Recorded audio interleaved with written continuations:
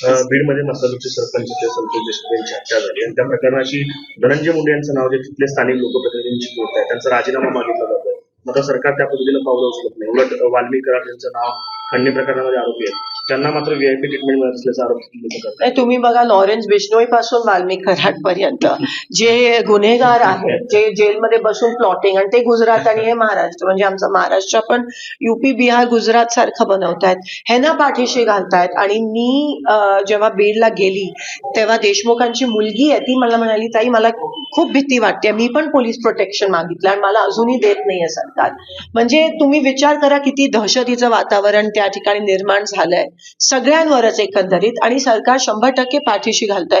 अहो, गुन्हेगार जेलमध्ये बसून इंटरव्ह्यू देत आहेत त्या ठिकाणी आणि त्यांच्यासाठी स्टुडिओ सेटअप केला जातो.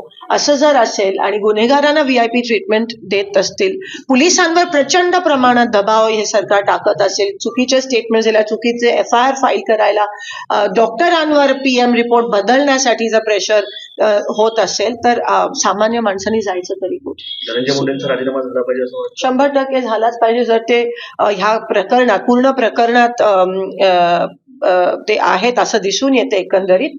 आणि काँग्रेस सत्ता असताना वारंवार जेव्हा राजीनामे मागितले जायचे तेव्हा द्यायचे आम्ही, एकंदरीत जबाबदारी घेऊन, नैतिक जबाबदारी घेऊन ते दिले गेले होते, जरी दोषी नसायचे तरी पब्लिक प्रेशरमुळे. पण इथे मला असं वाटतं अतिशय निगरगट्ट आणि अहंकारी सरकार आहे आणि लवकर हलतील असं दिसत नाही.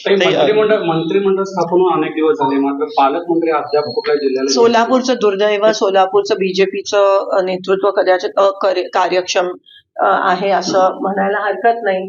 कोणालाही मंत्रीपद मिळालं नाही. एकेकाळी काँग्रेस आणि राष्ट्रवादीची सत्ता होती तेव्हा मुख्यमंत्री आणि उपमुख्यमंत्री या सोलापूर जिल्ह्याला मिळाले, पण आता त्यांचे आमदार असून मंत्रीपद नाही, अजूनही पालकमंत्री. मागच्या वेळेस पण तुम्ही बघा, दर 5 महिन्याला पालकमंत्री सोलापूरचा बदलला. आज एवढी महत्वाची उजनीच्या आवर्तनाची मीटिंग आहे, पाण्याची मीटिंग आहे. आमचं सोलापुरात दुहेरी पाईपलाईनचं काम अनेक दिवसापासून थांबलंय. शेतकऱ्यांचे पीक त्या ठिकाणी जळतायत. अजूनही PM किसानचे हप्ते त्या ठिकाणी मिळाले नाही आहेत. टेक्स्टाईल पार्कचा विषय असेल, सगळ्या प्रलंबित आहे. एक खासदार म्हणून नक्कीच मी तो प्रयत्न करते, पण मंत्रीपद या ठिकाणी किंवा पालकमंत्री नाही म्हणून नेमकं लोकांनी जायचं कोणाकडे हा प्रश्न एकंदरीत होता आणि नुकसान सोलापूरकरांचा होत आहे.